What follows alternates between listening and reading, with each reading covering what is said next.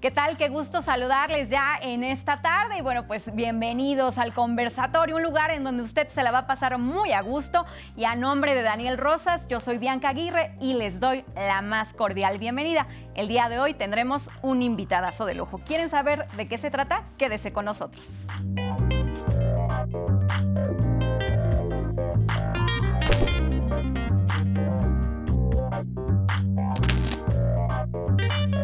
Y bueno, pues en esta ocasión nuestro termómetro ha registrado las acciones del senador del Grupo Plural, Emilio Álvarez y Casa. Veamos. Nuestro invitado de hoy es un verdadero Boy Scout. Siempre está velando por los derechos humanos. Mi bancada, contrario a lo que se cree, es la más grande. Porque mi bancada es la sociedad civil, la gente, las víctimas. Esa es mi bancada. Siempre atento de las acciones del gobierno federal. Así denunció que la administración de Andrés Manuel López Obrador ya le está copiando a Felipe Calderón. Peligrosamente, en este gobierno se ha acelerado la militarización. Es inesperado, inaceptable, indeseable que la izquierda esté dando la razón histórica al modelo de Calderón. Si siguen las cosas como van, cuando termine este gobierno, la herencia va a ser un narcoestado militarizado y autoritario. Exigió hacer más en la localización de personas desaparecidas. Basta de buscar personas, hay que encontrarlas. Y me parece que el tamaño del ejercicio público que se está haciendo no está del tamaño del drama que estamos viviendo. Por supuesto, ha defendido los derechos de los migrantes. Lo que estamos viendo es un doloroso escenario donde México se ha convertido, nos guste o no aceptarlo, de facto en el muro de Trump. Hemos convertido a Chiapas en el espacio de retención inicial que genera una enorme conflictiva con la población local. Últimamente impulsa una candidatura única de oposición para el 2024 a través del Frente Cívico Nacional. También da voz a muchas otras causas: los asesinatos contra periodistas, la lucha feminista, los daños que podría ocasionar la construcción del Tren Maya, justicia por la tragedia en la línea 12 del metro. Y esos son solo algunos de los temas que ha llevado al Senado de la República. Por cierto, ¿sí les dije que fue un scout? En la neta también, ¿eh? Son medio ñoños, pero un poco ridículos, ¿no? Pero nos hacen burla. Pero la verdad es muy padre, muy padre. Así le damos la bienvenida a Emilio Álvarez y Casa. Y bueno, pues exactamente así le damos la bienvenida al senador Emilio Álvarez y Casa Longoria, quien hoy nos acompaña en el conversatorio. Bienvenido. ¿Cómo estás, Emilio? Bianca, con alegría de estar contigo. Gracias. Aquí en La Octava. Muchas gracias por estar aquí. Y bueno, pues como sabemos, como ya vimos en esta cápsula, bueno, pues Emilio Álvarez y Casa ha tenido una extraordinaria trayectoria en la defensa de los derechos humanos. También es licenciado de Sociología por la UNAM y bueno, pues senador de la República. Y si te parece, bueno, pues empecemos con la primera pregunta. Claro que sí. ¿Estás listo? Venga. ¿Sí? Sí, sí, sí. Bueno, pues cuéntanos, ¿por qué es tan sucia la política? Esencialmente porque hay una serie de prácticas que son feas. Segunda, porque quienes la ejercen acaban teniendo una dinámica en algunas ocasiones de privilegio. Y hay una distancia entonces entre lo que se dice y lo que se hace. Y la tercera, porque en nuestra sociedad le hemos dado una connotación negativa. Tanto así que cuando a alguien no te gusta un poco lo que está diciendo, no muy te convence, le dices, ay, ya pareces político. Entonces hay una carga negativa por qué se hace y por cómo se hace. Bueno, pues vamos a la siguiente pregunta. Tiene que ver con tus decisiones en la política. ¿Por qué te saliste del grupo del PAN? Aunque hay que aclarar, no eras militante del PAN. Fíjate que esa es una buena oportunidad para explicar, porque en algunas ocasiones siento una especial intención de quererme vincular con el PAN. Yo soy un senador sin grupo parlamentario, hoy en el Grupo Plural. Me llamo políticamente independiente. Hice una alianza electoral y parlamentaria de gobierno en el 2018 con la coalición Por México al Frente. Yo formo parte de una iniciativa ciudadana que se llama Ahora y nos presentamos a esta iniciativa después de un proceso fallido de intentar ser candidato independiente a la presidencia de la República. Y llamamos al diálogo a las dos grandes coaliciones y la verdad es que solo tuvimos respuesta Por México al Frente. Y después de un diálogo, una agenda por escrito y varios procesos, nos ofrecieron distintos espacios. En mi caso, la candidatura al Senado por la Ciudad de México, por el PRD. Yo entré siglado por el PRD, aunque vine en la boleta por la coalición. Pero nuestra intención, y así está afirmado, era ser un grupo parlamentario independiente. Quisimos hacerlo en el Senado y en la Cámara de Diputados. Los números no nos dieron. En el Senado solo llegué yo, en la Cámara de Diputados llegaron dos colegas, una de ellas Lucía Riojas, eventualmente te podrás acordar de ella, una joven que le da un chorrito de marihuana a Olga Sánchez Cordero, y otro compañero que se llama Carlos Morales. Pero la consecuencia lógica era declararnos independientes. Formo parte, no activamente como nomenclatura, pero sí en la lógica política del bloque de contención del Senado. Me entiendo en la resistencia democrática y sí, formo parte de esa expresión política de ciudadanos que no necesariamente nos sentimos adscritos a un partido político. Sí noto en algunas ocasiones, sobre todo en redes sociales, una intencionalidad política de adscribirme al PAN. No es el caso, pero tampoco en su caso debería ser motivo de ofensa, porque es un derecho tener una militancia, una ideología, es un derecho constitucional. Claro. Y eso no debería ser motivo de agravio alguno. Perfecto. Muy bien. Y bueno, pues hablando del PAN, preguntan, ¿qué piensas sobre haber apoyado a Ricardo Anaya? ¿Fue acertado? ¿Crees que el frente convocado también por y con Claudio X González tiene futuro? Mira, son dos preguntas de orden distinta. Claro. Entonces vamos... La del PAN. Vamos, como dijo el albañil, vamos por partes, vamos construyendo por partes. Vamos. Fíjate que yo pienso que el tiempo le está dando la razón a Ricardo.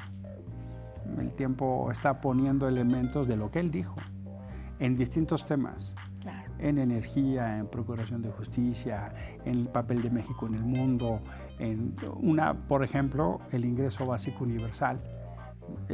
Me parece que una parte importante de sus propuestas hoy están en el tiempo de que se les está dando la razón. Guste o no guste reconocerlo, yo pienso que Ricardo fue víctima de una campaña de Estado en su contra con la PGR y una persecución política infelizmente seguida por este gobierno. Eso no quiere decir que no haya habido errores en la campaña. Yo creo que sí los hubo.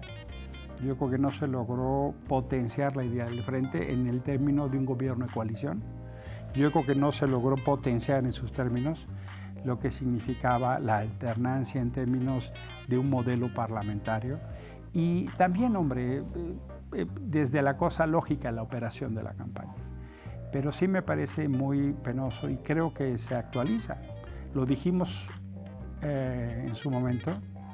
Había un pacto de corrupción e impunidad y yo creo que ese pacto se ha actualizado.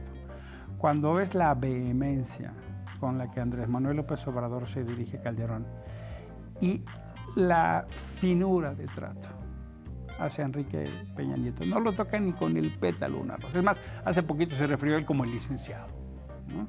Yo creo que hubo un acuerdo, incluso se ha ventilado en la prensa, en términos de que garantizar la llegada de Andrés Manuel en la persecución de Ricardo y ese pacto de corrupción e impunidad que hoy permanece así. Diría entonces, asumo lo que hice en el 18 con plenitud de conciencia, absolutamente. Y hacia la segunda pregunta, yo pienso que en el 21 hubo un primer ejercicio que fue generar una gran coalición para que el proyecto de gobierno, Morena y el presidente López Obrador no tuviera mayoría.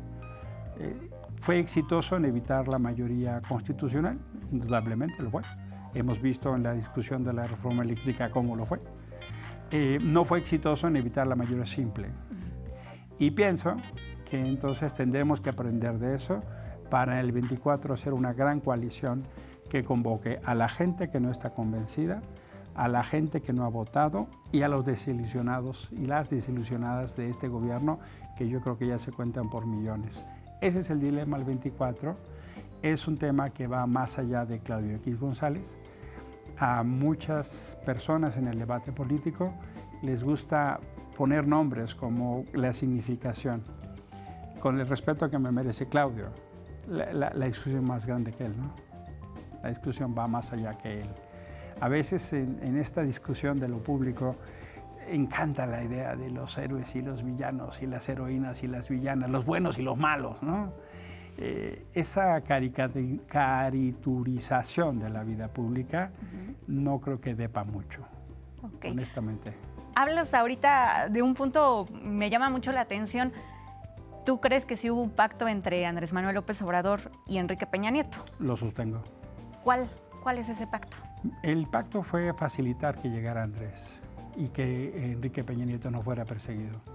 En mayo del 18 se reunieron Enrique Videgaray y Romo, y ellos fueron los grandes operadores de ese pacto. Ahora, a las luces vistas de lo que ha pasado en esta administración, pues sí sorprende, ¿no? Enrique Peña Nieto tiene una vida pues casi de revista de jet set, ¿no? O sin el casi, ¿no? Sale en grandes hoteles, en grandes viajes, jugando golf. Mira, es más, cuando fue la consulta, esta cosa que intentaron, en mi opinión indebida, de consulta para el juicio de los presidentes, él casi se reía, ¿no? ¿Y por qué digo indebida? Porque si había elementos de presunción de culpabilidad, había que investigar. Y Rosario Robles está en la cárcel, y una de las razones por las que está en la cárcel fue porque no le informó a su jefe. O sea, como si todavía lo blindaran, ¿no? Es notable que con todos los escándalos de corrupción del gobierno anterior, este gobierno nos dice, para ese caso, no, es reconciliación nacional. Y tiene un discurso impecable. Pero lo ves al minuto siguiente con una agresividad con sus adversarios y con la prensa y con el Tren Maya y con los ambientalistas y los zapatistas y los ecologistas y las mujeres y la sociedad civil y los científicos. Es una lista enorme donde ahí López Obrador no tiene miramiento alguno para sacar el bat. Pero para con Enrique Peña Nieto es una dulzura, ¿no? ¿De qué hablamos? Y yo estoy absolutamente cierto de que ahí hubo un pacto. Y no se explica incluso la persecución de la PGR, Ricardo. Y hoy también. Es una cosa medio kafkiana, ¿no? La propia denuncia en contra de Ricardo la han cambiado 3 veces, ajustándolo a los videos de respuesta. Pienso entonces que infelizmente no ha habido un proceso de justicia transicional que revise el pasado. Ok. Bueno, y también cuéntanos, porque ya nos contestaste esta de Claudio X González. La siguiente tiene que ver, pues, ¿qué fue de tu proyecto ciudadano? Mira, la iniciativa ahora sigue trabajando, en algunos lugares con más logro que en otros, y tiene que ver con trabajos muy de orden ciudadano en Atlisco, por ejemplo, o en San Cristóbal de las Casas, o en Monterrey. Hay trabajos incluso acá en la Ciudad de México. Hay expresiones que pueden ser como muy cosas hasta de organización. Por ejemplo, mira, acá en la pandemia hubo un ejercicio muy bonito que gente de la iniciativa abocó sus esfuerzos a hacer un refugio para los chicos y chicas trans, ¿no? La Casa Frida, un refugio que se hizo en la pandemia. Y hoy tiene su propia lógica y su propia dinámica, y hay organizaciones en sí misma que hicimos una alianza y ahora es un espacio propio. Es decir, hay una generación de iniciativas ciudadanas que tienen su propio cauce, y una parte importante de la iniciativa ha decidido participar en la construcción del Frente Cívico Nacional, en el intento de poder construir un esfuerzo político ciudadano más allá de los partidos de cara al 24. Perfecto. Y bueno, pues aquí se vale de todo, todas las preguntas son válidas. No sé, se vale preguntar. Se vale. Cuéntanos, ¿no te parece un chiste tu grupo plural? Pues mira, para hacer chiste tiene su cali. Y yo creo que hemos sentado un precedente importante en el sistema parlamentario mexicano. No había habido una cosa así. Incluso ya hasta tuvimos un fallo a nuestro favor del Tribunal Electoral del Poder Judicial de la Federación. Hemos hecho esta cosa de abrir espacios. Eventualmente hay gente que eso le puede costar trabajo entender, ¿no? Eventualmente hay gente que es más de lo tradicional o de los establecidos, ¿no? Abrir nuevas formas de participación en el Congreso creo que es bueno. Eso es como abrir las ventanas. Y es un grupo que tiene una voz potente.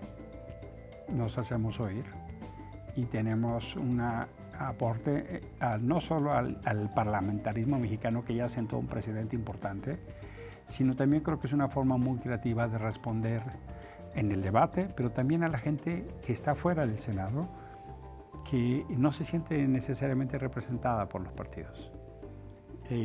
Hubo mucha gente que no lo tomó en serio, ¿no? Eventualmente quien formula la pregunta podría estar en ese concepto. Pero en todo caso yo creo que ha caído como una bocanada de aire fresco. Perfecto. Bueno, pues vamos ahora sí a las preguntas también de nuestro auditorio, y es que pide que cuestionemos. Dice, forma parte del grupo de golpeadores mediáticos de latinos, Broso, Loret y Lorenzo Córdoba, entre otros. De no ser así, ¿por qué no presenta pruebas de todos sus tweets y dichos hacia AMLO? Cuéntanos. Mira, yo soy una persona que va a ejercer a plenitud el derecho de crítica. Y quien me formula la pregunta debe estar absolutamente claro que eso no voy a dudar en ejercerlo. Así lo hice cuando Andrés Manuel era jefe de gobierno, pero también lo hice con Felipe Calderón, y también lo hice con Fox, y también lo hice con Peña Nieto, y lo voy a hacer con Andrés.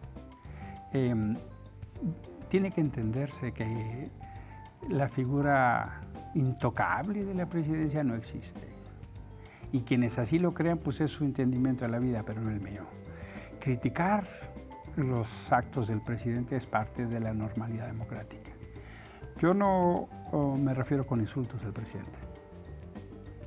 Yo lo trato con respeto, porque es el presidente. Pero por supuesto que lo voy a criticar, así como hago otras críticas. Y por supuesto que en infinidad de ocasiones doy elementos de prueba de mis dichos. Puede no gustar, y eso es así. Puede caerte bien o caerte mal, puede estar de acuerdo, puede estar en contra.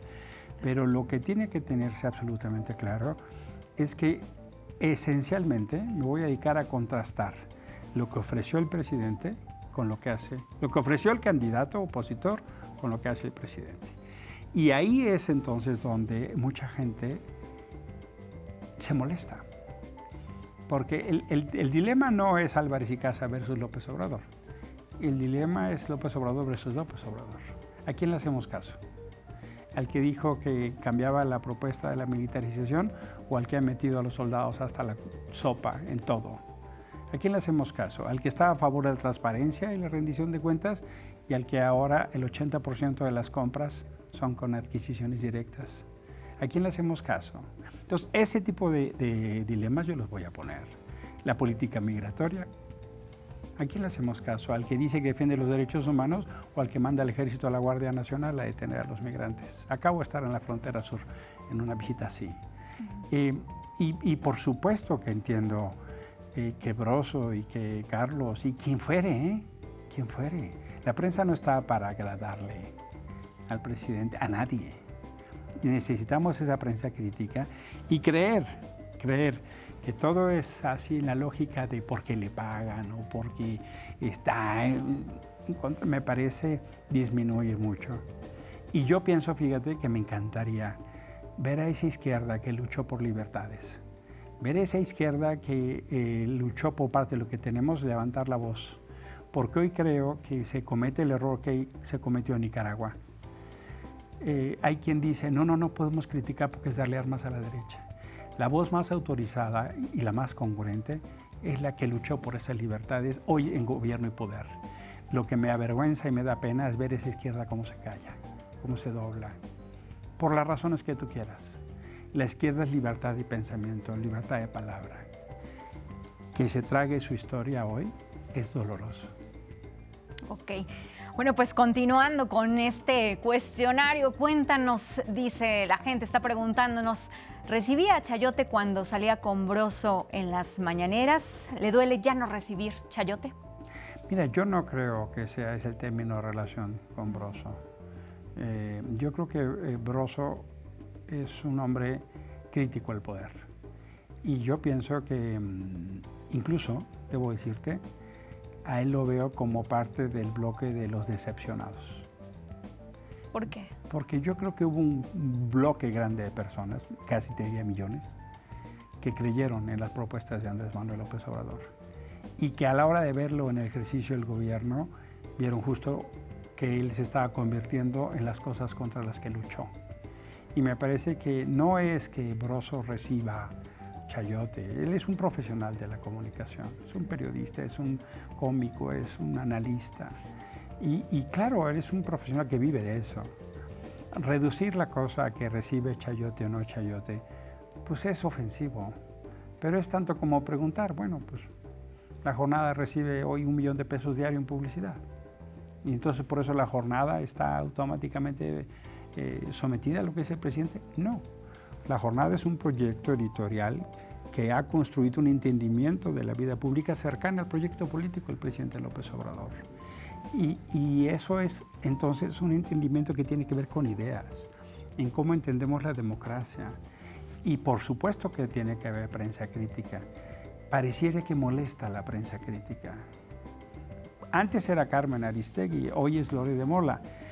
Qué bueno que hayas esos. Y puedes y debes, en su caso, tener una lectura crítica de su trabajo, ¿no? De quien fuere. Incluso, déjame decirlo, de mis opiniones, de tus opiniones. El pensamiento crítico es un asunto básico de nuestra libertad de expresión.